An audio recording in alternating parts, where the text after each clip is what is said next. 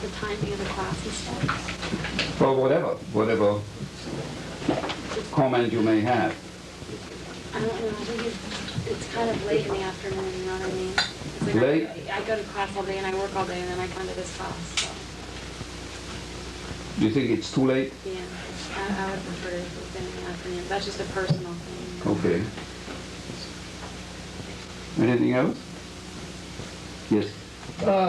From talking to fellow students, I know some that didn't come, and some of the things that were said is just the heaviness of the material. They didn't want to have to deal with the issues. And so it's easier not to come than to come.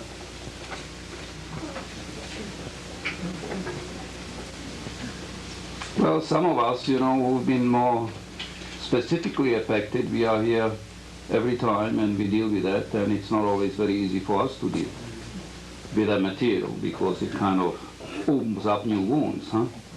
But we still are here because we feel it's important enough to take it seriously and be consistent. And once I make a commitment about something, I'd like to see that I do what I can in order to fulfill it. And I think that also applies to students, particularly when we talk about the material and the importance of that material, the consequences of that material. So I think we should have a different attitude than if we take something else which may not be as crucial. And that's my personal view on that. Yeah, I feel the same way. Well, you've been here. I mean, you're not guilty of anything. I know that. Yes. I believe that the point he makes is probably a very valid one. I'm here each session also, but I found myself needing to motivate myself to come each time because of the heaviness of the material, and I think it raises a really important problem regarding education about genocide and the Holocaust, that there's this enormous resistance that has to be overcome, and not once but repeatedly. I think that's, I very much appreciate your comments. Yeah, I think Mr. Weinstein's lecture really developed that point on how, this was a technique on how to teach the heavy stuff, how to bring it in a way that would be interesting. Right, except, we have to think about that, except, of course, he's teaching high school. Yeah, right. The people, and we are an academic institution which, of course, has to deal with these things on a different level of sophistication. So it is something which we need to think about and develop in a way so that it will be more palatable, if one can put it that way, which I don't think we can, because anything about genocide in general terms is something which will be exceedingly painful, particularly for people who are seriously interested and understand the consequences of all that. And it is very difficult to present it in a way which will be painless. And I really don't have any answer for that, because I'm hard-pressed for suggesting something which would be more easily digestible. That's what we're really talking about. Yes.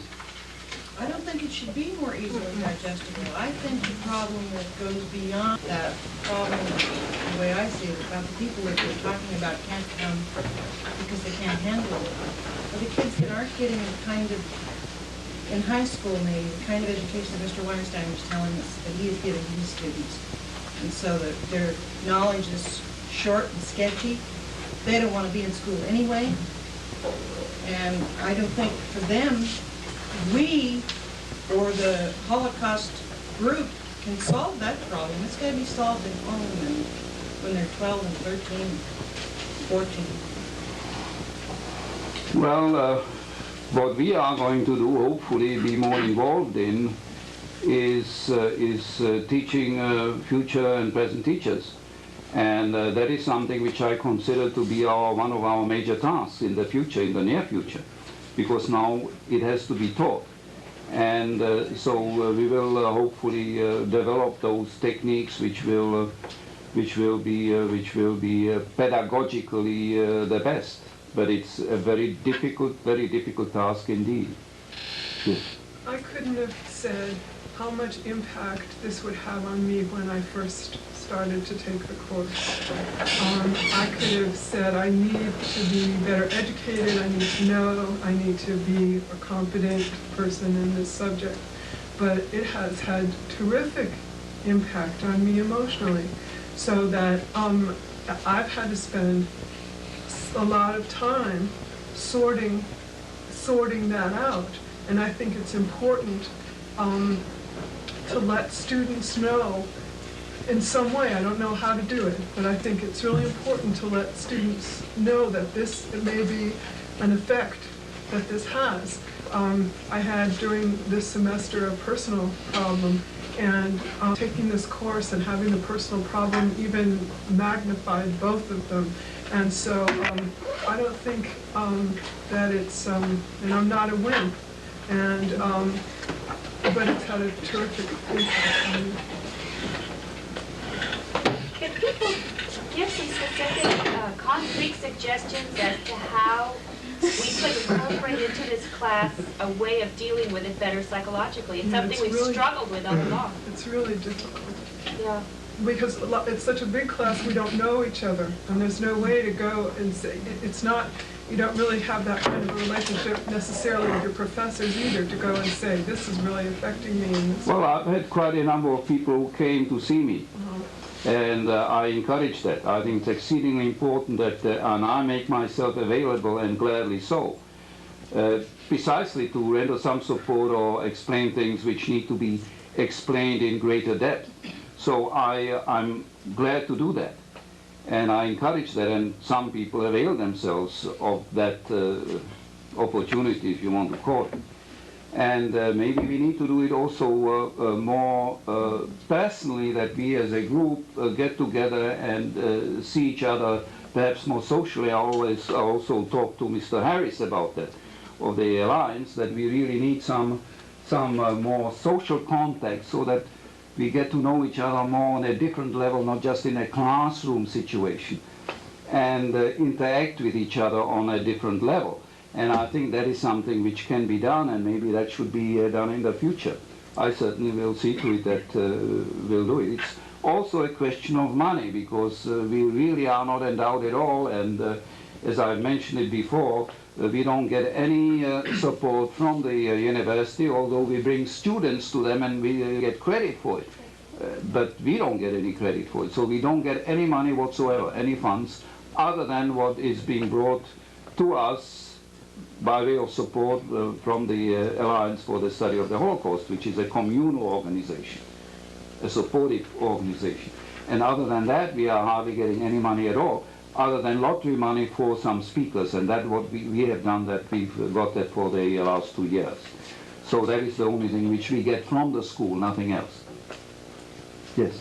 Going along with what you saying, to make it more socially, and also if you're concerned about the attendance, maybe if you could add on another unit, along with the 3 assignments, maybe add a weekly assignment as far as a summary of the course, what the student personally got out of the course, and all your sociology students could give it to you, and you can maybe write a little feedback, not a 4 or 5 page essay. You know, I'm just thinking maybe just a few comments of what they got out of it, and then you could say, yeah, you're on the right track, or no, that's not what the speaker meant, because I know some things, you know, were kind of over my head, and I had to dig down deep and use other sources to find out what the speakers were talking about.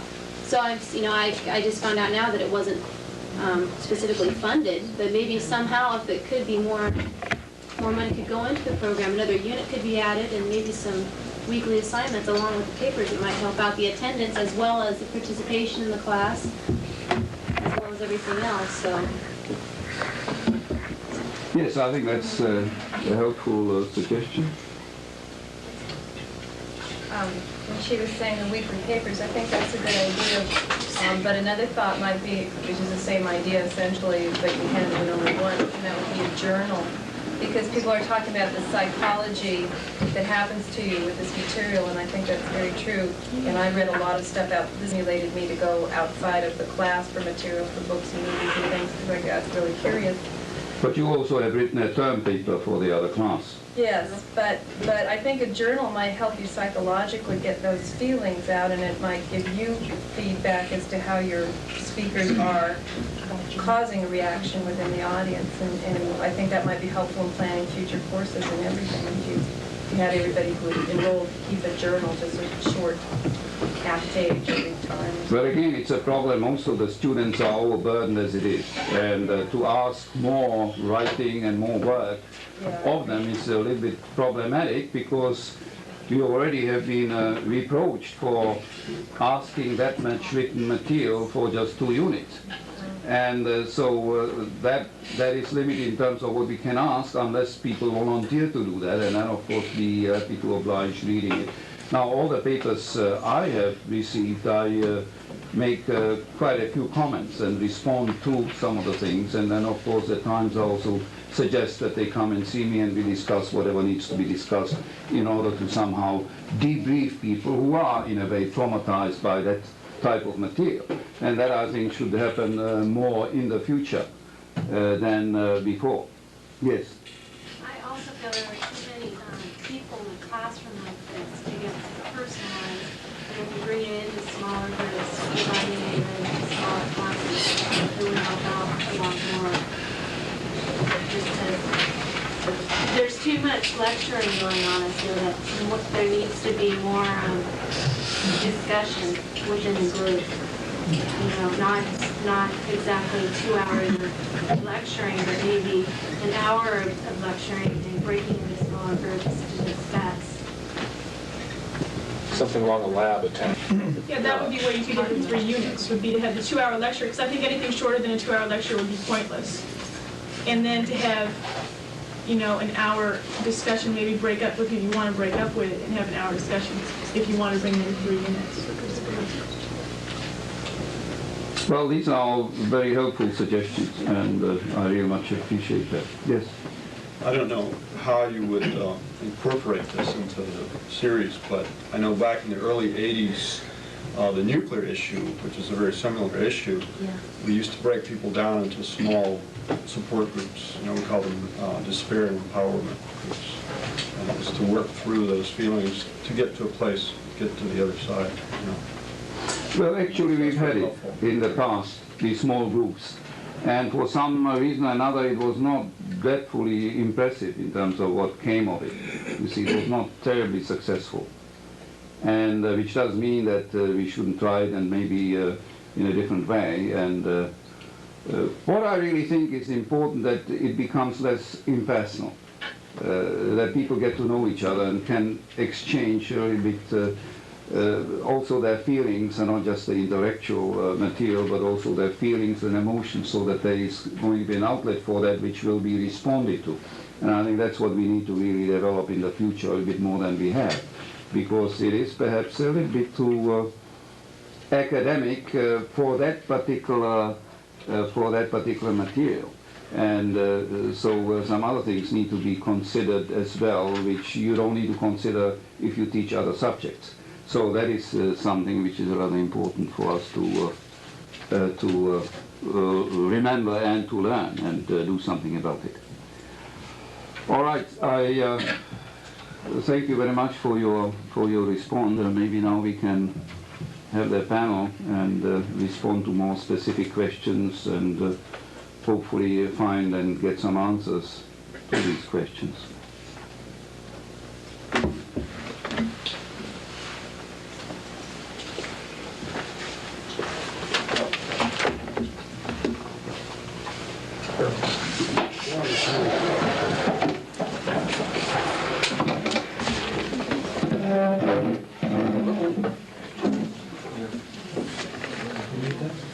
Go ahead.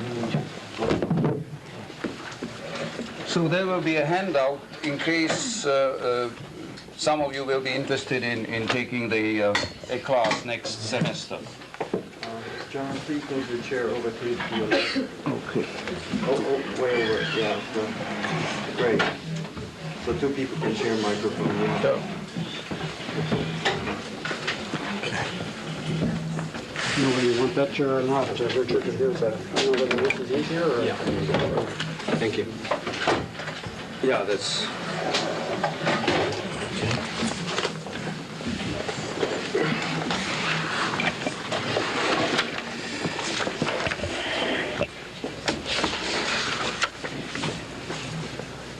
This is your open time to ask us questions and share emotions that you want to pursue, so we're here for you. Why don't you ask the question, what did we learn?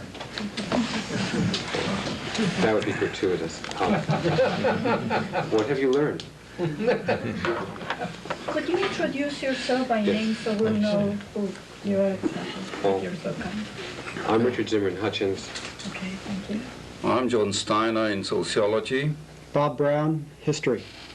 I'm Paul Benko, biology. Thank you.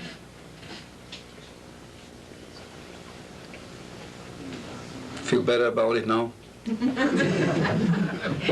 I have a question that maybe I have an answer to or not. I'm just curious about your reaction to this.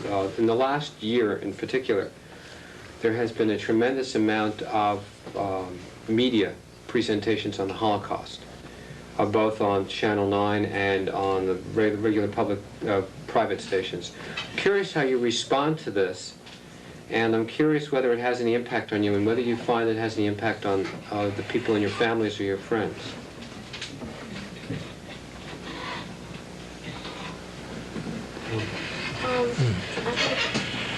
I think it's a shame that people maybe of my mother's generation, people who were around 40 years ago, didn't really get to know about this as much. It is just now coming out. I mean, it seems like when we have such disasters, we really don't care about them, or we really don't get educated about them. We might hear about them, but there aren't any books like the one that Abza quotes, or any, really good books until 40 years later. And people of that time are really not educated, they are informed but not educated. Do you think it's making an impact on people now? Not in the same way it could have then.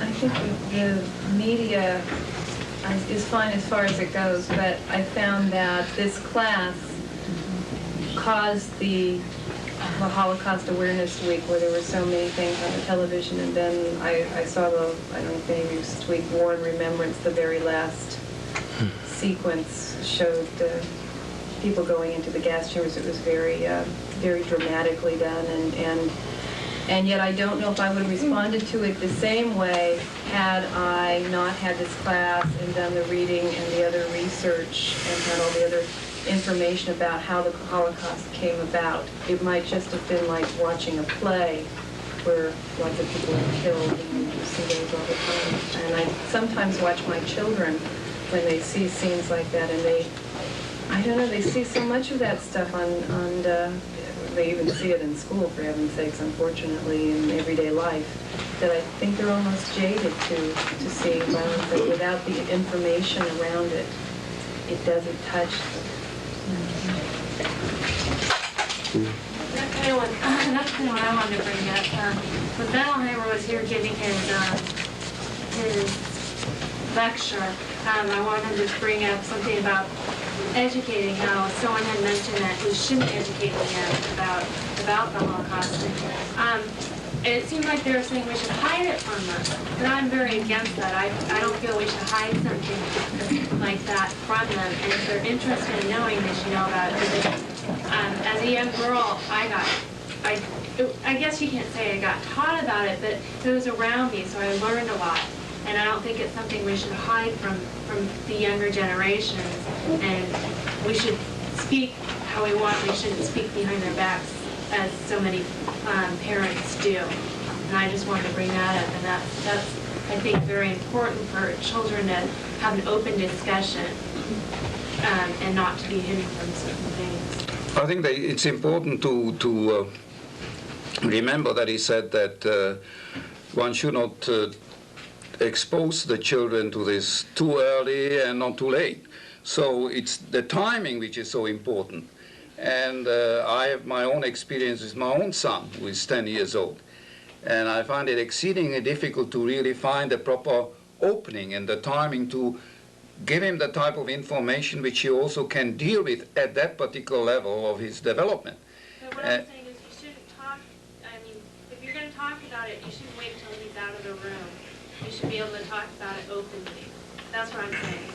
You know, too many parents talk behind children's backs, and I was one of the lucky ones that, one of the lucky few who was very open to it, and it helped me a lot. And that's part of the reason why I'm taking this class. And so that's what I was trying to do. I had talked about to Professor Brown about this a couple weeks ago, and I just wanted to bring it up. That's how I feel. Yes, I'm not sure that I agree with Laura. We talked about what Bruno Bettelheim had said. I would certainly say that it's a subject that you can teach to high school students. It should not be taught, in my estimation, to grammar school students. I don't think it should be taught to junior high school students. I think the subject is too heavy. It's too brutal. It's maybe adults need to confess to young people that their history isn't all that glorious in many respects. But I think that that's a very heavy message. It's almost as if, I mean, I could see where young children might interpret the failures of their parents as in a very pessimistic way, that if their parents could not solve problems of human experience, and that if they were failures, I'm not sure that's a message that you want to get out of the Holocaust studies. So I think I would hold off for teaching it at an appropriate moment, and I think that that moment is somewhere in high school, and I'm not quite sure where. I'm not saying teaching it like in a school-wise. I'm saying just not keeping it from. I mean, being able to say, well, let's wait till the kids are out of the room. You know, if they're gonna... No, I'm actually talking about teaching it. What's the appropriate level to teach it at? I'm just saying. Yeah, yes. Yeah. I think Lynn had her hand I up. was just going to address the personal issue. My children's grandfather was in a concentration camp, and he is a survivor, and my children have become very, very interested in and know lots of information about it. So I'm not teaching them, we're answering questions, and they're doing research and they're reading about it and they're talking to their friends about it. So I don't think it should be hidden from them at all. I agree with that. I mean, you know, there's so much on the media on the subject of the Holocaust, it's impossible to censor the Holocaust. That's not my intent. Somebody. Yeah, Dr. Brown, I was curious. If you were to teach the Holocaust in the high schools, would it be better to teach it as the Holocaust itself, just dealing with the Jewish, well, with the event between 1933 and 1945, or would it be better to teach it along the lines of an overview of mass genocide, having to do, you know, with some information on Kampuchea, the Indians? Do you, by putting it with a lot of other different genocides, do you water it down? Do you water down the event? Do you generalize it and make it non-human or not? That's a very, very sensitive and difficult subject to deal with. There's a big debate going on among Holocaust scholars on that very issue. To what extent should the Holocaust mean the extermination of the Jews in Nazi Germany? And to what extent should you address the larger question of Holocaust in history? I think that probably each Holocaust has its own particularities, and that has to be respected. But I think that there is also a general history of the Holocaust, of Holocaust in history, that is particularly appropriate for Americans, given the genocide of Native American Indians, which we managed to very well. I mean, it's quite true, I think, that we managed to block out painful historical events. I think all cultures do that. And the only way to stop that is to make it a part of our common knowledge about our own history. It's a hard question, Patty. I think that, as I say, each Holocaust in history has had its own particularities, and they should be respected.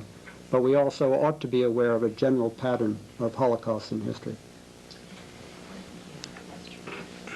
Was the word Holocaust used before the Holocaust? Yes. Well, yeah, it goes Yes, back. I remember hearing it before. Well, actually, it goes back Goes to, back. to the biblical sense of burning. Mm-hmm. But it wasn't used in the same context Yeah. until this. That's You know what, genocide is the general category, and Holocaust is one of the genocides, Right. but a particular one.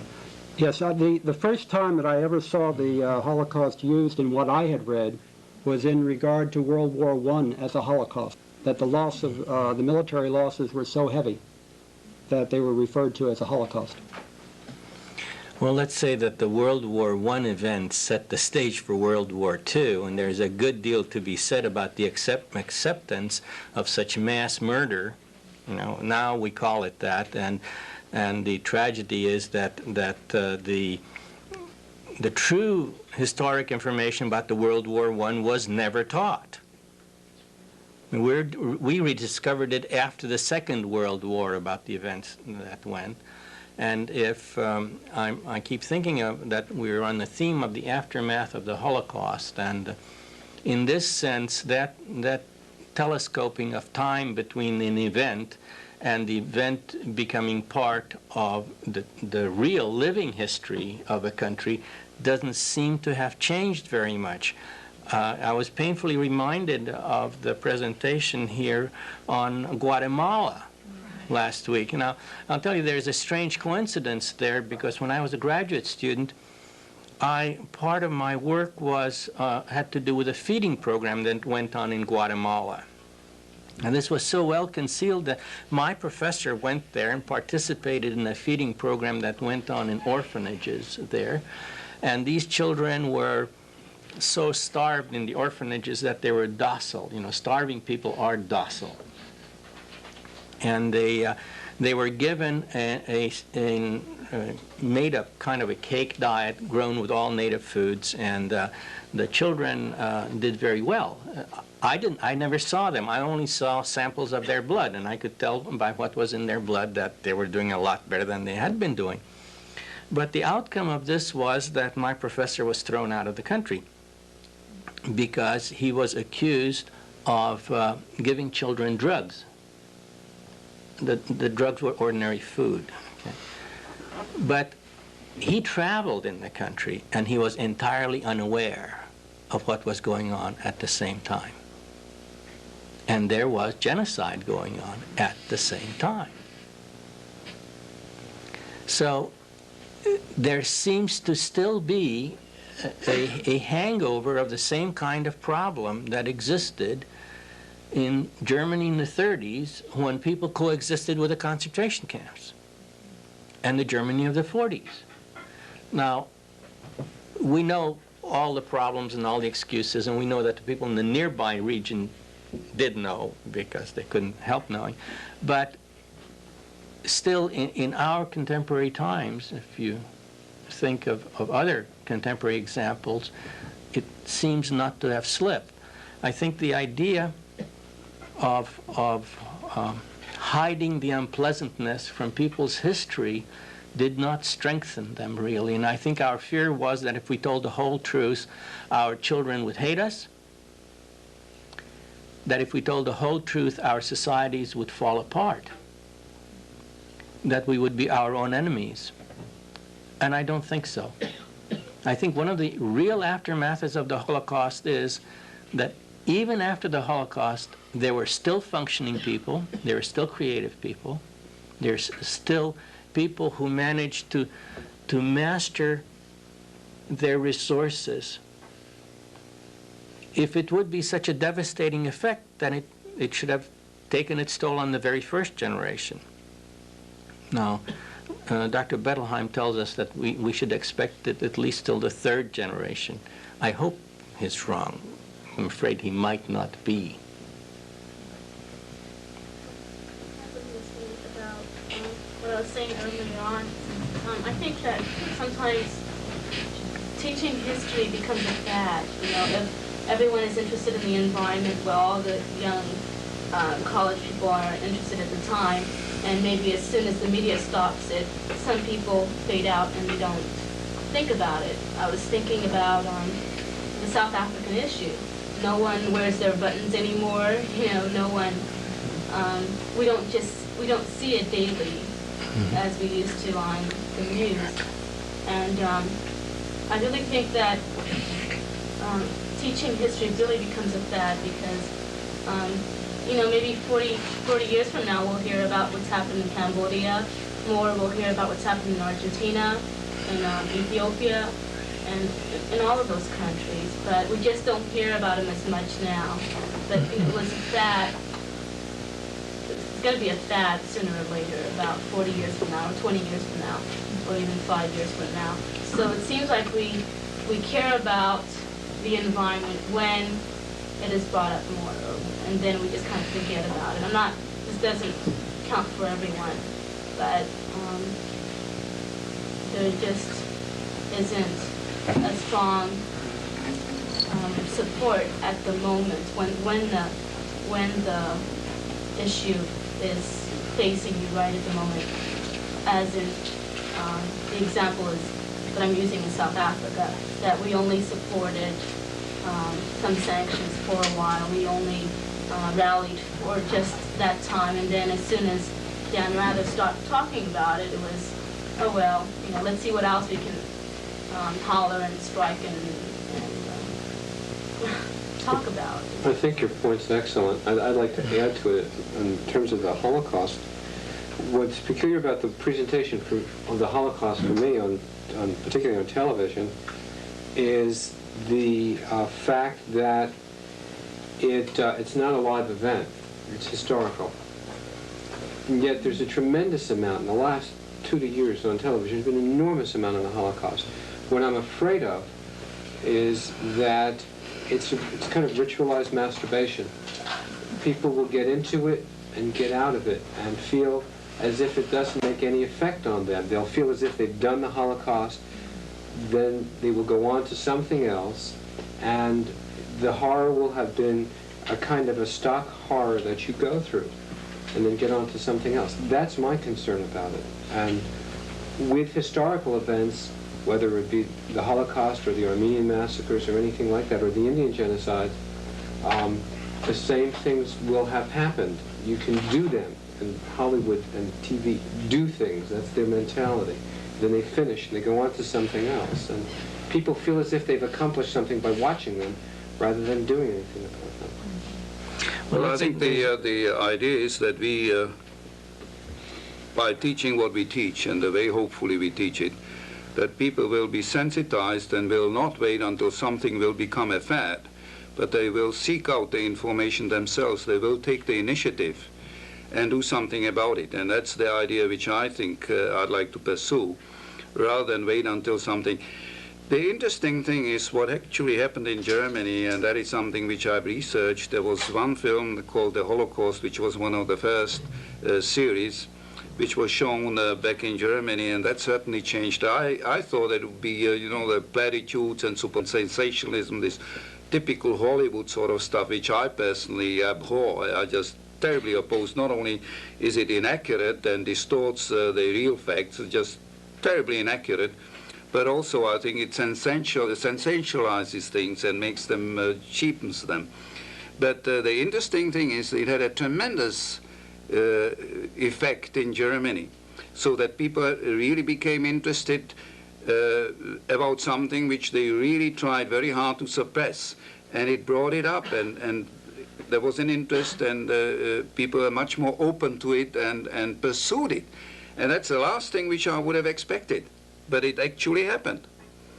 And I found out about it because it was part of my research while I was there for over a year, to just find out what sort of effect it had on the German people. And exactly that type of thing which I just really disliked because it was so inaccurate, did something which I never would have predicted. Well, I really wonder if it does anything for us. I mean, we've learned about the Holocaust, at least I've learned a lot about it, but today, in today's world, there's still a settled type of genocide. You know, I keep on bringing South Africa again, or I keep on bringing up South America. It's really settled. I mean, it's not like me calling you a direct name, but it's like me talking behind your back. You know, it's the genocide that is happening right now is just more subtle. It's not 6 million people being gassed, or it's not the same format that the Nazis have had, but. It is more subtle because perhaps we are more distant from it. We are not really exposed to it as directly in terms of what happened, particularly when we listen to people in Cambodia and the killing fields. I hardly think that it is a very subtle thing. I mean, it's just how direct can you get? And I think we tend to be less sensitive to things which are more distant from us, particularly culturally and otherwise. And then what comes first, the skin or the shirt, so to speak. And that is one thing which perhaps needs to be dealt with. I don't know exactly how, so that we be also sensitized to events which take place in the world here and now, except they are too distant culturally and otherwise from us, geographically.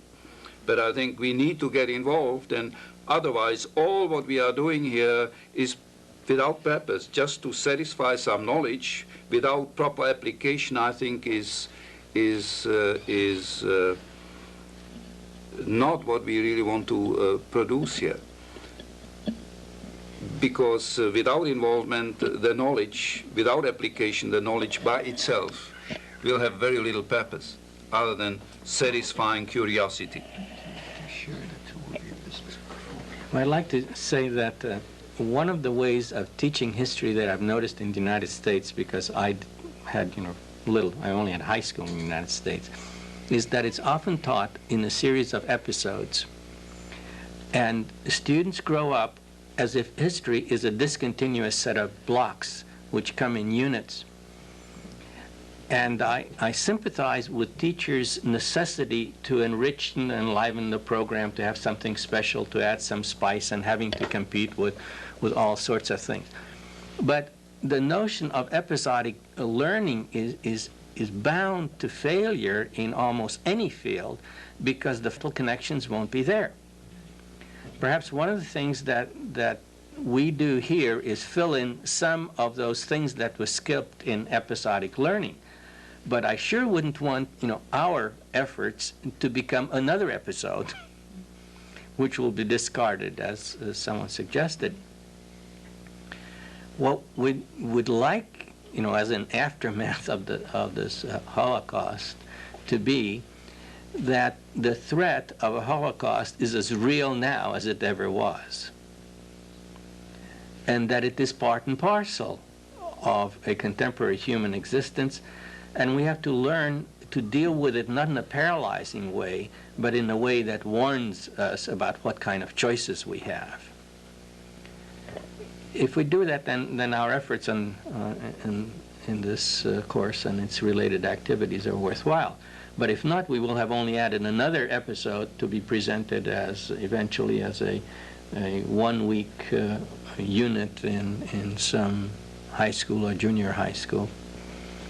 I think the issues you raise about when to introduce this really bring up the issues on when are people prepared to cope with certain levels of stress. And one of our problems are, I think, those of us who were called survivors and such, are probably overprotective, and as that panel that was here tended to testify, and several others are. And perhaps those of you who are not can stand back and have a better insight for your children for that reason, that this overprotection is really not the best thing in the world, and that the gradual introduction of these ideas is necessary. To talk about moral education is very difficult in these times, or any other times, I'm sure.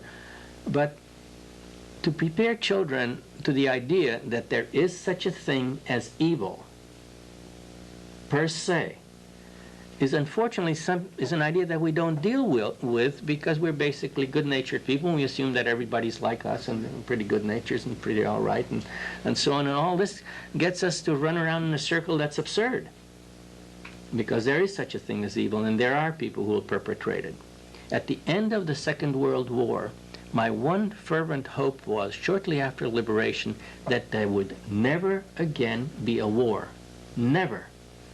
I did not think that anybody who ever wore a uniform would ever pick up a gun again. Because those that I saw with guns in their hands on both sides had seen so much that they were sick of it. The only reason, or one of the major reasons the Second World War ended at the time it ended, is because the gun carriers were tired of it, although that's not often discussed. The commanding officers were worried about the loyalty of their troops on both sides of the fence. People were looking forward to live, not to die. And I thought that no one could ever convince these people again about the nobility of carrying a gun. Well, you know how wrong I was. Now, it's interesting that after two experiences, I was in college during the Korean War days, and that proved an entirely different reaction than the beginning of the Second World War, although I only know that by secondhand. There were MacArthur's staff officers were students at Berkeley. These were MacArthur staff officers from the Second World War. And they were starting pacifist movements at the beginning of the Korean War because of their first-hand experiences. And we know that the outcome of the Vietnam War was not decided on the battlefronts of Vietnam. They were decided in the streets of the United States. So that there is some sense that there is another way of solving problems besides mass murder of one form or another. Paul, what you said is, I think, exceedingly important. But also in terms of transmitting knowledge, we can transmit knowledge, but we can't transmit experience, and I think that's the crucial problem. How do you transmit the experience we may have had as survivors if people just simply, we can only teach them about what actually happened, but that's not going to, it's not even a substitute for the experience. So we have to really find out how can we do better than just teaching something purely intellectually so that people can relate to it also on different levels. And I don't think we've quite succeeded. Now, what I've tried to do in this particular lecture series, I tried to give you the second text in which it was more, that gave you a personal experience account which I've down, and it was not easy writing, believe me, so that you could more specifically relate to someone who actually went through that, and so to speak, put yourself into my position at that particular time, which may have been some sort of a substitute for the actual experience, but it's still quite remote from the actual experience, although the responses I got from some of you in your papers really seem to tell me that you could relate to that and that you've had some sort of an experience which was more than just informing you about what took place. So I think it went beyond transmitting the knowledge or some information about what actually happened, but you also related to it on a different type of level, and that's the best I could do. And it might be interesting to discuss it a little bit and see what you think about it, whether it served a purpose, whether it had some meaning to you, which was some sort of a substitute for the actual experience, to which you could relate and which gave you a little bit better insight than just some sort of a neutral or objective account by someone whom you have no personal contact with. I'm just going to comment real quickly on that subject. I think it's excellent to raise. I teach school, high school and junior high school.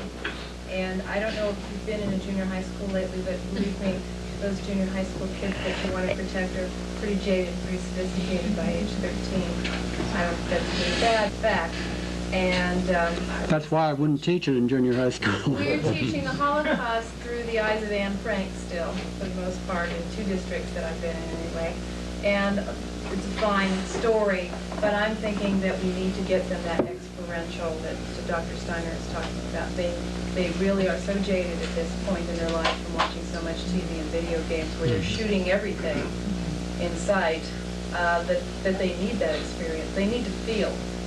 And many of them are very dispassionate, and that if that carries on into high school, I don't know that you can make them have compassion for their fellow man at that late date. I grew up knowing about the Holocaust. My mom was one of the reasons concerned during that time, and I remember always being really interested in the Holocaust and what happened, and to this day I still am. I interviewed a survivor the other day, and even he says that many times when he explains his experiences, people do not believe him. How do you change that if they are uncompassionate, they're not going to believe what happened anyway? How do you get them to believe what went on? I think it's a problem. I think that people who not sufficiently susceptible to what a person who actually had the experience will accept, I think it's a pretty hopeless case. And the question is to what extent one should pursue it. I don't think one can push someone to accept something they are not ready to accept.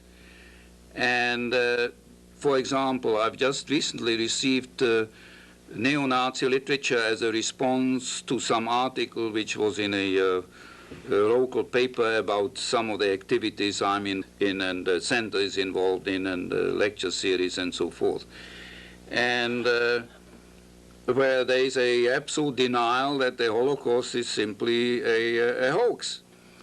Now, I used to get very upset about it and used to get into discussion with people who defended that point of view, until I really found out it's pretty hopeless, because they simply are unwilling, regardless what arguments you give them, regardless what material you make available to them, they will not accept it as reality for some reason or another, which would be very interesting to study psychologically and otherwise.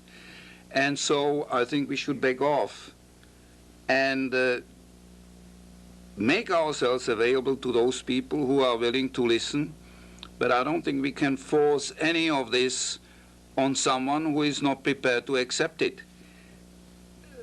It is such an obvious thing, and there is so overwhelming evidence for all what has happened, including perpetrators who have, I'm particularly interested in perpetrators and gathering all the material which they write for me or which we get out of interviews and what have you, that the evidence and the facts are so overwhelming, so if someone does not want to accept that as reality, I think it's a pretty hopeless case, which I don't think there's any purpose to pursue.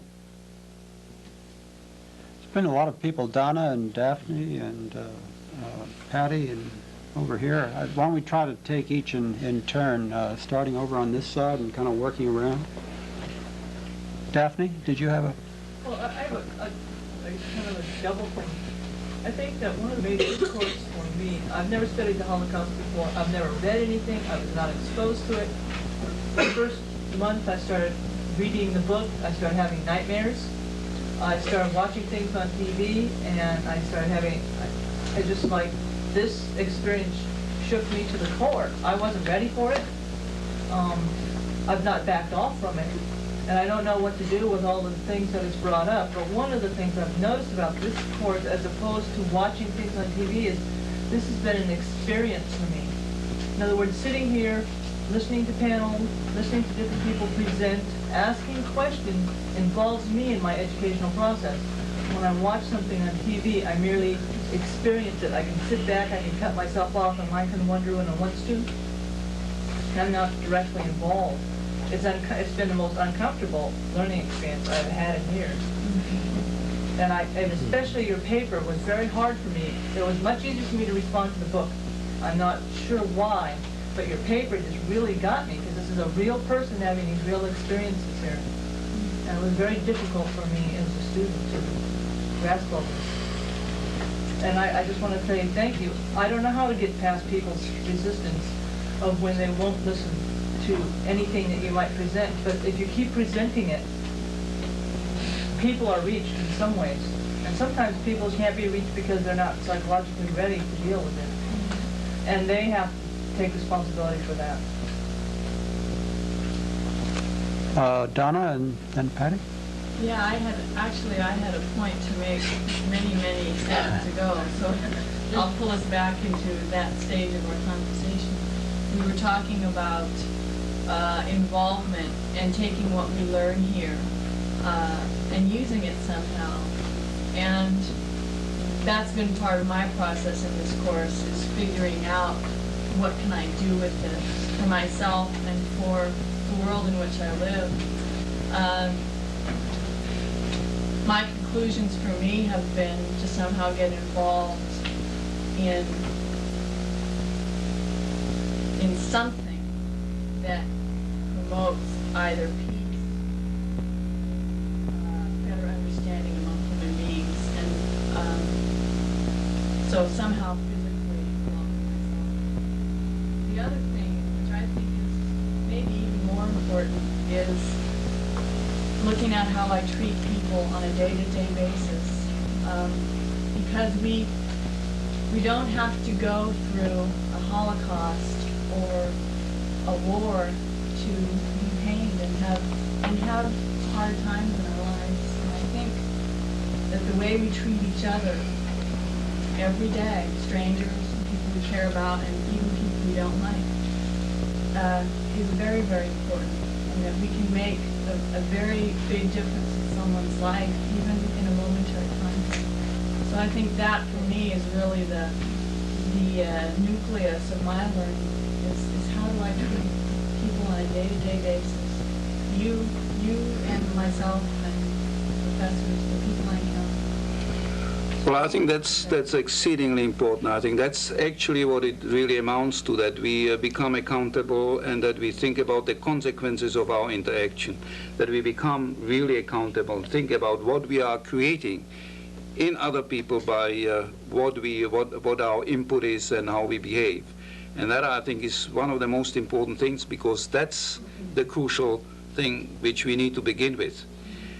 To be accountable and not just to be responsive to the biddings of some authority, question the validity and the morality of what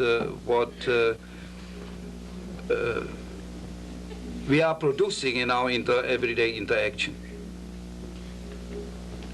Patty?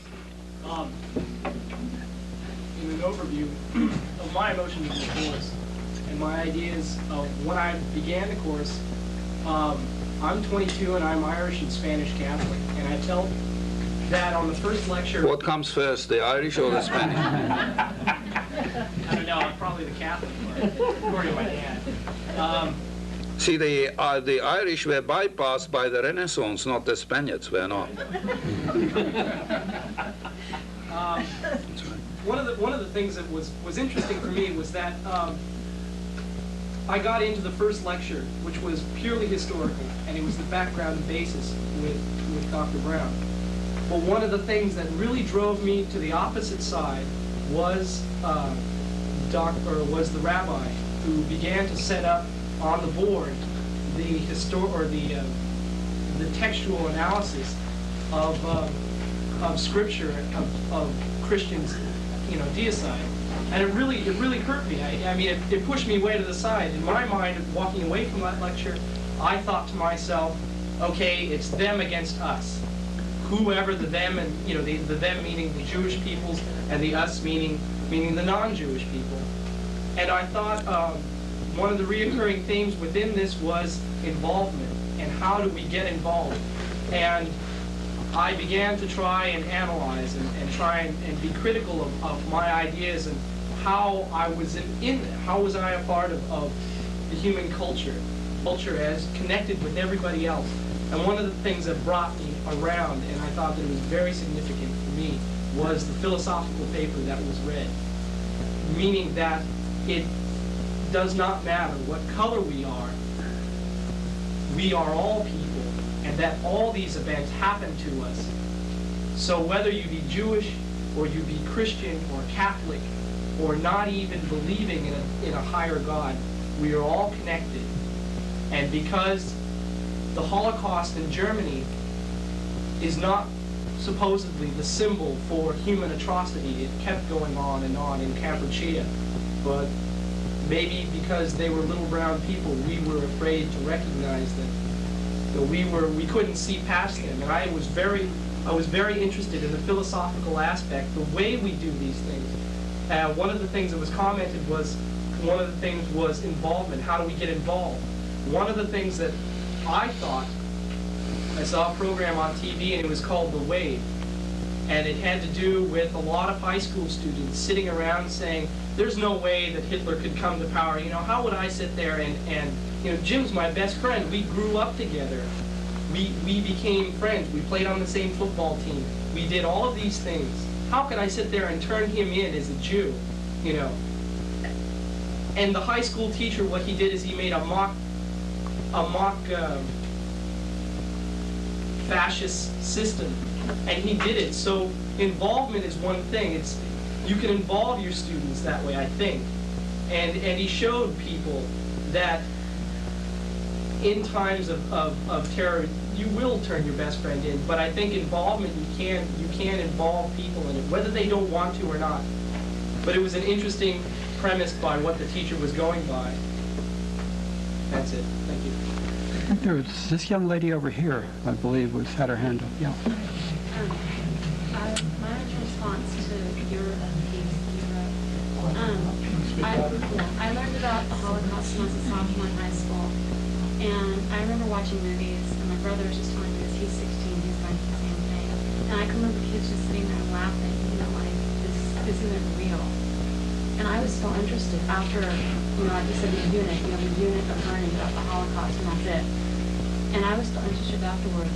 And all my friends thought I was weird and bizarre and I don't know what else.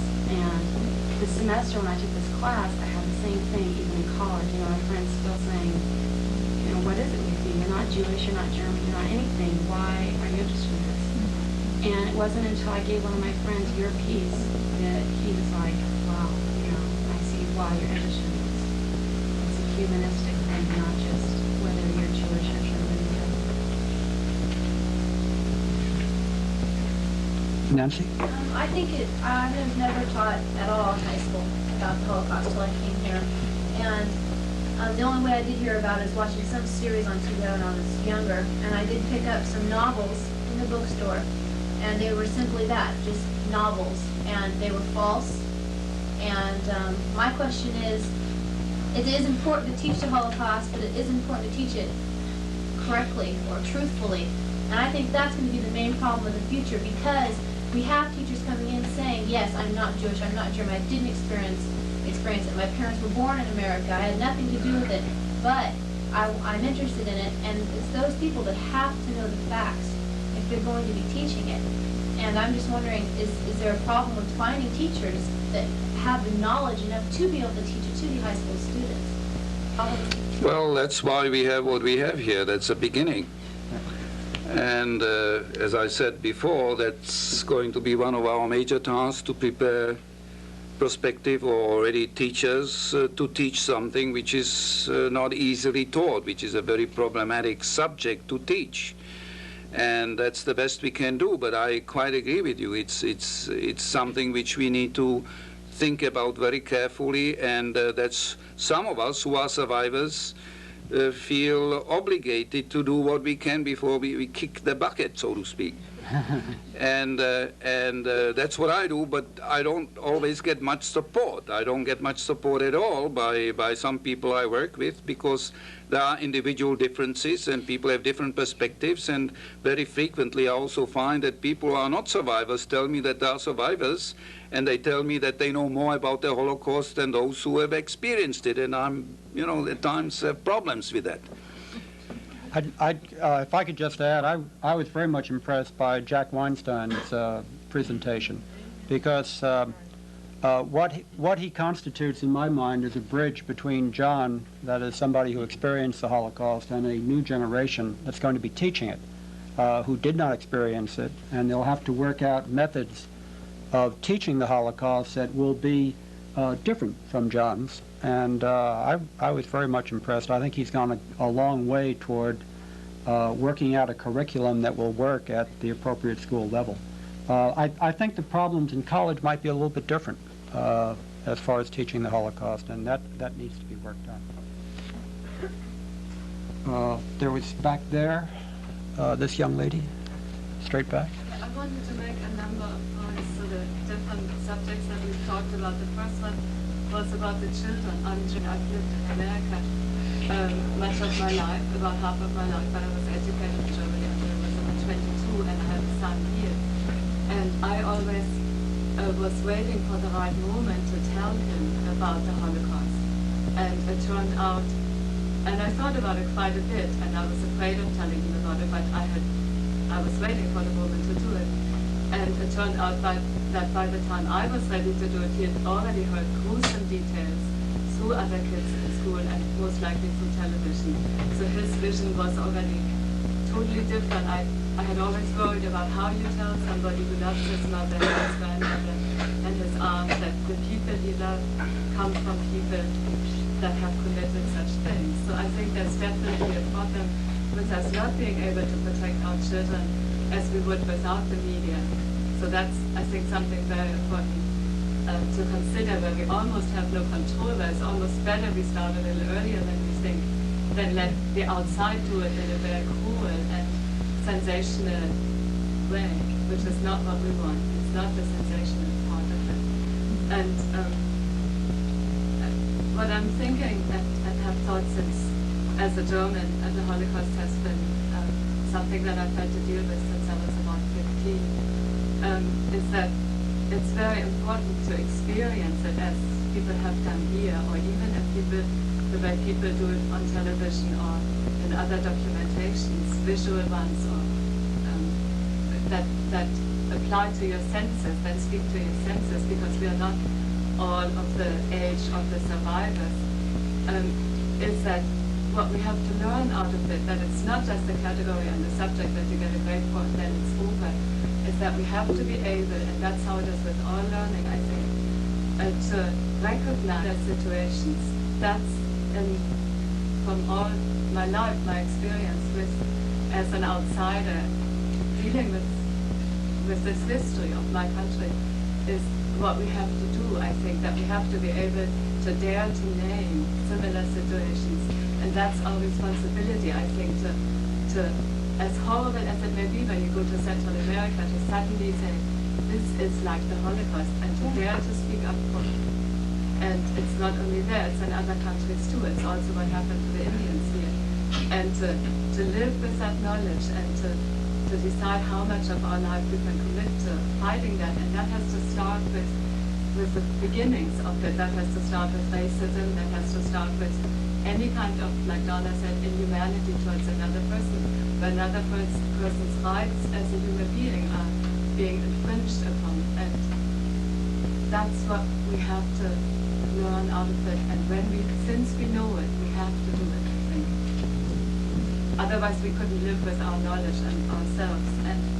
And the other thing that's not easy to talk about for me, but I thought might be a contribution, is that I can kind of look as if I had two eyes, because growing up in Germany, I never saw Jewish people until I was 15. I saw one half Jewish girl. And later on, when I was older and returned to Germany, I saw a large exhibit in Berlin of all the German artists and musicians, composers, writers, all the people, the literary people that were of the German culture that I and most other people thought were German. And it was a historical overview of all the Jewish people of the German culture. And only when I came here and tried to understand American Indians did I understand that what had happened in Germany was that the heart or a very important organ of the whole culture had been taken. And I don't think even people in Germany understand that. And listening to Jewish people that are like my mother or my grandparents, usually the first thing is the connection. The first thing is that someone spoke when I was here a few weeks ago over there, and it was like some German speaking English. We all are similar in that respect. We have the same education, we have the same culture, we like the same food. I saw an old Jewish couple on the street in San Francisco by a Frida Kahlo's movie, and we immediately liked each other and talked, and we didn't know each other at all, and we talked for a long time. There's this familiarity of culture, and most Germans don't know that unless they come and see actual people that have survived. And that is the great tragedy of any genocide, I think, that many people don't even know what happened when they destroyed such a vital part of their own nation. And then the last thing I had was, I don't know if you were able to deal with what it is in a human being that can go to such excesses of evil. I don't know if you, which is the most frightening thing to me, and that it's still happening too. If you were able to deal with that, and if you found any answers. Not sufficiently in this particular course, not sufficiently, but that's something which I'm very much interested in. And I've developed some theories and hopefully insights as to how that is possible. And one of the key things is ideological thinking, the acceptance of an absolutist ideology, a belief system, a myth system, which can trigger, just like we have in some human relationships which are very one-sided, where emotions are totally overwhelming in terms of our acts, reflected in our acts, which are purely emotional. And so yes, there are quite a number of things which I like to see dealt with, but it's on a level of sophistication which is not exactly for beginners. And which is indeed to a very large extent intellectualized in a way which is not always very easy to digest. But yes, that is something which needs to be dealt with, and I'm trying to deal with these things, except in the lecture series it is at times a bit difficult, because to explain something which is rather complex is not always very easy. It can be done, but we haven't done that sufficiently, I think, in this particular lecture series. It's something which I do more in the proper course, which is a normal sociological, social, psychological analysis of the Holocaust. Dr. Steiner, would you pass out those handouts? Because people start reading. Okay.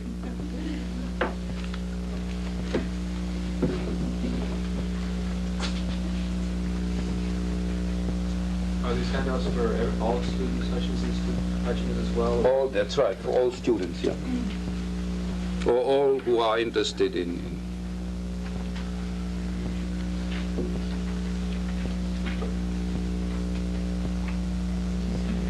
On the subject of what we're trying to do here, I suppose we really ought to start off the course by talking about what it is that this course is concerned about. And I think of it as a contribution to one's understanding of the nature of human life, and above all the idea that people can and have historically killed in very large numbers their fellow human beings, and that we simply have to be, that a part of our world picture, so to speak, is a knowledge of the fact that historically, too many times really to count, that human beings have killed very large numbers, and that's got to be part of your view of the world, it seems to me. And if that comes out of the course, I guess I'm satisfied. This young lady over here, I guess she's gone. Oh, no, she hasn't. Right behind. She was mentioning before about learning about the Holocaust, her concern that it might be a fad. It strikes me that from this course, theoretically, would come a certain view of the world that might lead you personally to political action. And not just from this course. I mean, your whole educational experience should hopefully lead you towards some view of the world that you would want to try to make the world better. And it would be, you can't expect political action or any solutions out of this course. It's simply a contribution to your understanding of how it works. And if we can get that across, I think that that's an important lesson. Very well. Yes, go ahead. Last week on the Guatemala and Cambodia, it shows very clearly it's still happening after the Holocaust, and it doesn't have to be German Jewish. It happens in the Latin countries. I come from Argentina. I was brought up there, and I experienced that too, and it was very subtle. So what I think is it should be taught in schools in a way that it shouldn't be like, when I went to school there, it was everything that it was nationalistic was a hero, right? I didn't know everything that was Argentinian. They are perfect, they're heroes only. Why shouldn't we know the other part also in some way? And that should prepare us not to be like this lady, she said that she never heard. We should be hearing it from a very early age. So we should believe in it, that it's happening. That's history. History should be taught in certain ways, but don't you think that it should be told? So we should be prepared and we should know better. There ought to be some ways not to upset kids or bring very bad waves, you know, like putting the children against their heroes, but also letting them know what's going on in the world, because it's happening all over, again and again. Perhaps we ought to tell children about other kinds of heroes than the standard heroes which we have. I know all of my students can identify Napoleon. Very few can tell me what Pasteur did. And guess who left us more? Right, no. But isn't that... Oh, this young man here. I think that you hit on the point I was going to make was kids are socialized from age one. You know, they sell GI Joes. You know, they don't sell some kind of ideal of what death and starvation is. There's no perspective of that. I work at the juvenile hall, and you know, I get kids who come in there who have killed people, and they'll come in there and not even realize what they've done. They don't know they killed people, and these are good-hearted kids, you know, people with good hearts, but they don't know that they've killed. They have no conception of death. And we're dealing with a lot of death, a lot of hunger, a lot of pain here. And they don't, you know, from day one, they're not understanding it. When I was in the 7th grade, I took a class on the Holocaust. It was, you know, we spent, probably a whole semester on it. And my ideals, I can remember from that experience in the 7th grade was pictures of skinny people, pictures of skinny dead people, but I just had no conception of death. You know, it took me a long time, you know, to do that. I don't think that I really understood the Holocaust until I stood in Bergen-Belsen, and as far as I could see, it was these huge stones with huge numbers were beyond my imagination. You know, and it was, you know, I just walk up to the stones and I just think, God, there's humans under here. there's humans under this ground here. Until we can get an understanding of what death is, and that's, to me, that's the reality, is that we're dealing with a lot of death. We're going to have people who don't understand it, and it's going to be romantic to fight a war until you get enough people who fought a war until they get sick of war. I mean, you've hit a lot of those points. It's just, our society is just, it's gone. Even kids who get sentenced to go to jail. I've seen kids who've murdered who don't even realize they've murdered. They don't realize they've killed. They don't see it as reality. I mean, on TV it happens every day, and I don't know. It's kind of sick, but I think that's, we can't teach it at a young age until they can understand what death is. I don't believe so.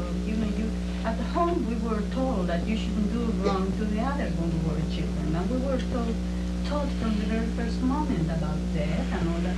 What's wrong with that in a nice way? I wasn't, I don't come from dysfunctional families, and I think that a lot of, I don't know what the stereotype of a person who would be a SS guard, but it seems like that, I don't know if they come from good families or bad families, but I think you have to have a dysfunctional mind to be doing that. Just to me, it's just so far out in left field.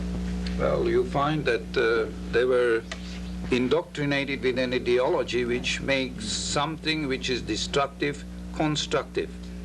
At least it makes it appear to be constructive. Something which is destructive makes it appear constructive, and they buy into it because they are susceptible to it. The first step is to dehumanize.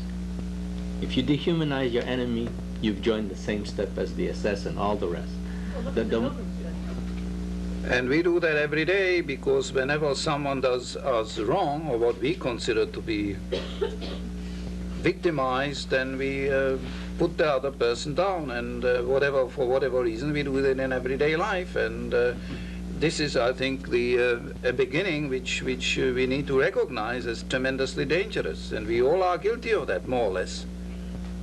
If we don't like someone, we'll put him down and dehumanize that person, him less than we are. We do it in everyday life. And how much more do we do it with people whom we really don't identify with at all, don't relate to? People who are members of an out-group. So this is something which we need to recognize. I think there are 5 people that lady. Okay. So I don't know which mouth to talk out of. I know. Every once in a while it comes to me that a lot of our problems I see is going back to the family, which begins before we're talking about when do we tell our kids about the Holocaust. The family goes back before 7th grade. And it's the way we treat each other in the family. That's where the kids start to learn it. And maybe I'm sensitive to that right now because I have a brand new grandchild that I'd like to know, teach these things, how to treat other people.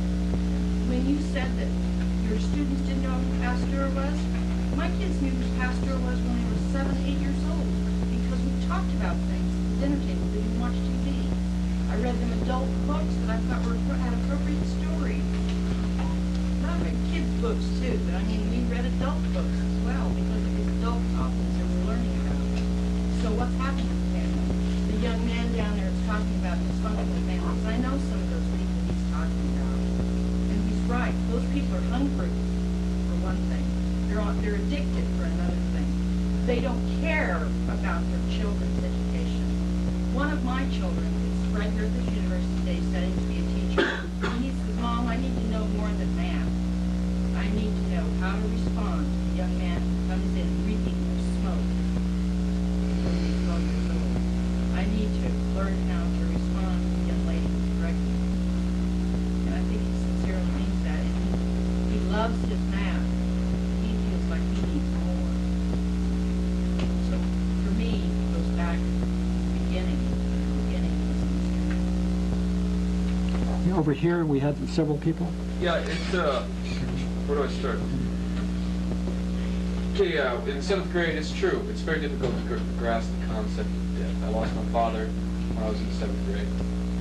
Excuse me, 8th grade. And at that age, I didn't understand it. Terms that you do understand at an early age, or excuse me, emotions, feelings that are taught, that are received well, are terms of compassion, some human solidarity. You can't explain the full consequences of death to a child. You can't say, don't go out and kill because that person will never be seen again. But you might be able to instill more compassion and the idea of human solidarity, what is mentioned by this lady up here. And really, that seems to me the solution.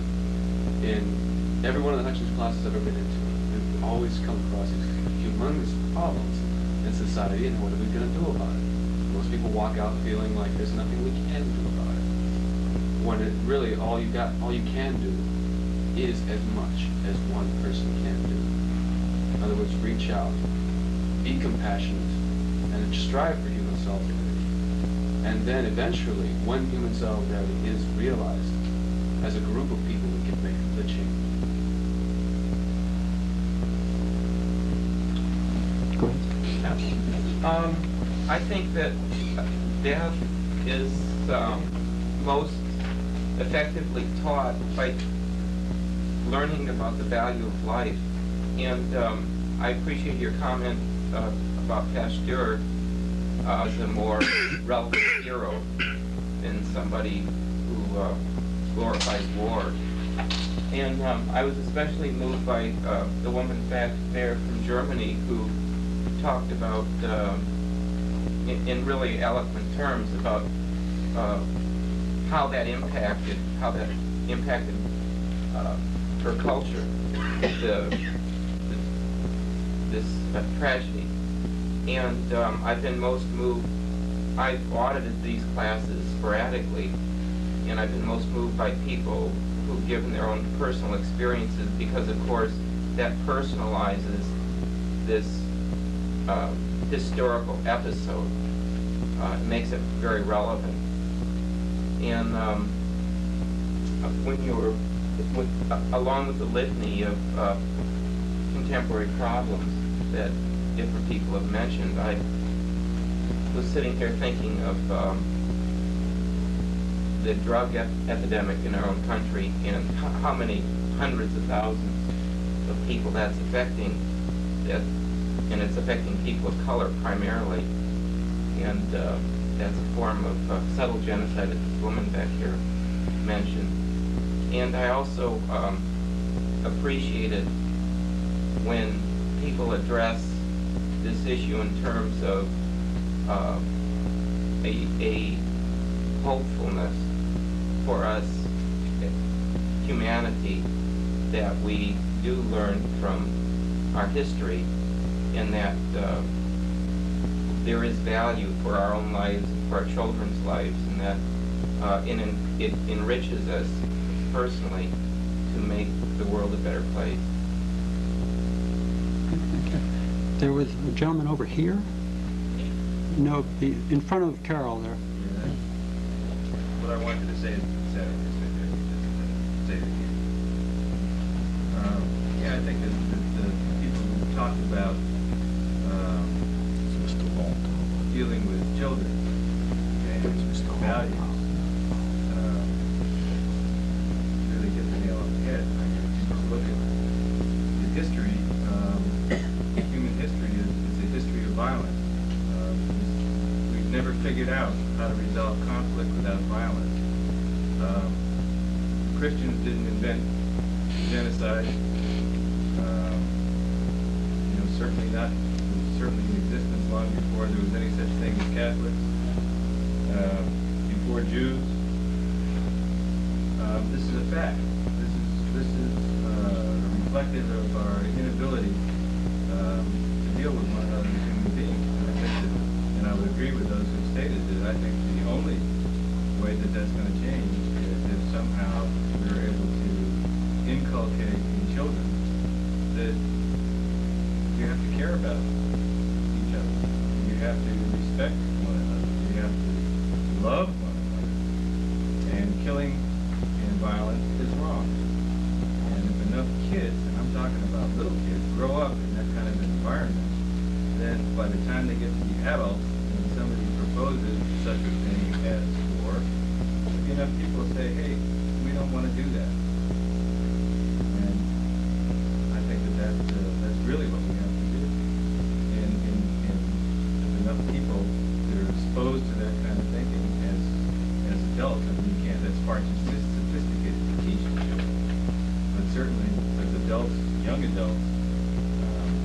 start to think about that, that maybe they can start to do something for their kids.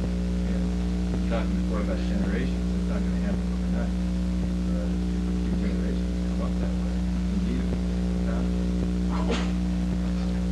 I'd like to just add to that if I could. John Mack is a psychiatrist back east who's done research on children and at what age they should be taught about nuclear war and ecocide. And his findings were that it was not so significant at what age you taught the children, as long as it was provided within a context of significant others that were doing positive work against the problem. It didn't matter what overwhelming, horrible information you thought you were giving them, as long as you gave them also the idea that you, as their loving adult, were protecting them and doing everything you could to alleviate the problem. They didn't necessarily see it as globally, of course, as an adult might, but as long as they saw the significant others in their environment actively working on it, it almost didn't matter what age you told them. Some of the kids were 5 and 6 years old, as long as they perceived their adult significant others as doing something about it. It's interesting, different kind of perspective. Just talking about being a role model. Yes. Yeah. I like that. That accentuates the positive. Yeah. This young lady in blue and then the young woman behind. Well, I keep hearing with the good heart and everything, yet I feel like it's almost the other way around, that people are inherently evil, in that if they thought the best of people, they wouldn't be envious or jealous or having ideas that they need to get back at somebody because of something done wrong, or even if they didn't have greed, if they didn't have a want for power like Hitler or these other people, this wouldn't happen. And I do agree, I think it does need to start in the family, but I think people have to look at that. We need to learn to do the right. I think a lot of people aren't taught that. I see kids outside all the time, just not knowing how to share, not knowing how to be kind, always being greedy and lying. That's why I think we're more inherently evil than good, because it's easier to be evil. And I think it's harder to be good, and I think that needs to be really taught and iterated in the family. Also, what needs to be remembered that we also responsible for Hitlers. We make it possible for them to come into power. Without us, they wouldn't come into power.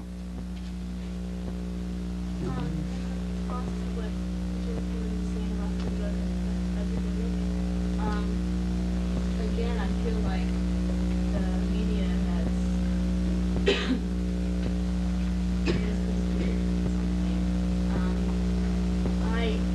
and this is not in defense, I swear it's not. It's not in defense, but the majority of people who do use drugs are at will sufferers, and we just don't see it on TV. But this is a proven fact. I mean, anyone can go into the library and research it. It's just that they are not available because they are high executives, there are the mothers and the good, Miss Cleavers, and they are the suburban community. The suburban community is more than the poor community is. Now, in a population of Caucasians, there is less views among the whole population because the population is the majority. The Caucasian population is the majority. But in a minority community, of course, it's a majority because it's just the way it stands out. But I'm just really disappointed about the drug epidemic and how that's coming out, and how people are getting the education, I guess, if I'm phrasing it right. But every time, I turn on the news, it's always an African-American person or a Latino or a Hispanic. And I'm thinking, well, where are all the Caucasians that use drugs? I mean, you barely see that, and you really have to find it. Where are the, where are the executives? It seems like we kind of put races along with the drugs sometimes. The more expensive drugs are for these people, and the ones like crack or for these people, it is affecting America as a whole.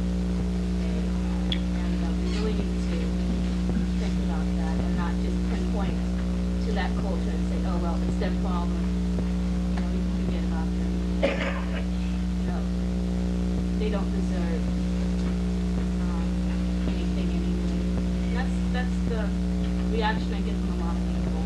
That, and all of this because of the media. So that's my reaction to it.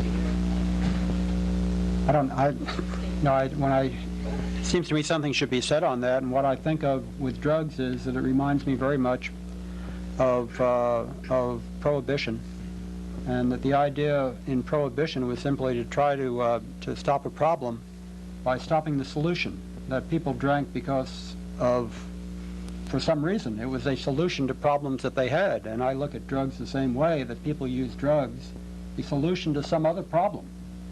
And it's not a very effective solution, that's very clear. But what we really have to get at, if we want to stop that drug holocaust, I hope I'm not using the word inappropriately here, but if we want to stop that, we have to get at the question of why people take drugs in such large quantities and the impact they have on the society. Also any quantities for all practical purposes. Why do people take drugs? Well, I think it's because of low self-esteem. I mean, once again, it goes back to children, educating them at a very young age. If they grow up with high self-esteem, they're not going to pour like drugs into their body, which will ultimately destroy themselves. Well, since no one's talking anyway. Is our discussion at this point limited to illicit drugs? What about Mom with asleep on Prince Value? You know, the drug aspirin, alcohol, too much sugar, tobacco. Yeah, I smoke. Coffee. You don't need it. Caffeine, you don't need it. Caffeine is a big one. You don't, no, what do people take? We have to distinguish, though. No, you don't need any of those drugs. You can reach those states. Even a heightened cup of coffee, the height that a cup of coffee gives you can do entirely without. It does seem to me that we're getting near the end of our time together here. Does somebody have some final? Laura, you were, and then this gentleman here, and how about this lady here, the third, and that'll be it. I just want to bring it back to the children about how they're being taught now. I work at the Children's Center on campus, and what I'm seeing now is, or what I've seen in the past is, when I was younger, you weren't allowed to use your words and tell someone how angry you were. It was more like you use your fists, or you use your hands and your feet. And what they're teaching now in schools all over is use your words. If you're gonna, instead of hitting someone, say, I'm angry at you, you hurt me. That's an important thing, is for children to be able to use their words instead of their fists. I think that's what I wanted to bring up when someone was saying, you know, how do we do this? How do we teach them this? Well, you know, that's why things like wars, and not just kids do, they learn to use their hands and their fists instead of telling someone how they feel.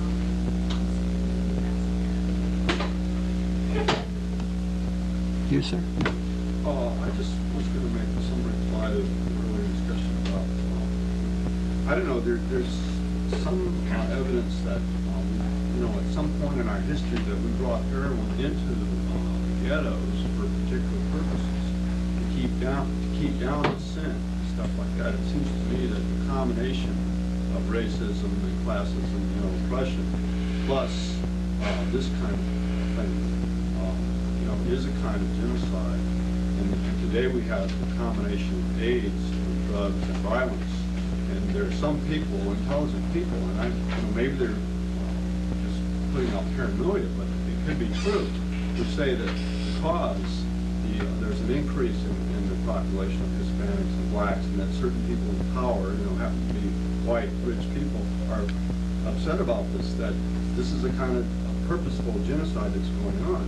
And we know that also there's evidence about cocaine and crack, you know, that comes into this country with the consent of the CIA and our government. So I suggest that that's a kind of genocide that's going on right now. Yeah, you could add to that I think I'm correct on this, that one of the Colombian cocaine dealers has said publicly that he's out to destroy American youth by providing the drugs so widely used in American society. So there are other aspects to it. It's such a lucrative trade that it reminds me very much of the opium wars in China in the 19th century, when the British deliberately sought to control the opium market into China and other parts of Asia so that they would get a great deal of money, which they did. This lady here. I think we can all agree that we can't stop children from learning. As soon as they can see and hear and read, they're learning. We just hope that they learn the right things. I know this is an idea maybe for teachers. I know of one teacher who, instead of teaching the students, teaches the whole family and invites the parents. It's two-generation teaching and allows time for discussion and so on, questions and so on. And that has proved very successful. I think that's it. We thank you all very much, and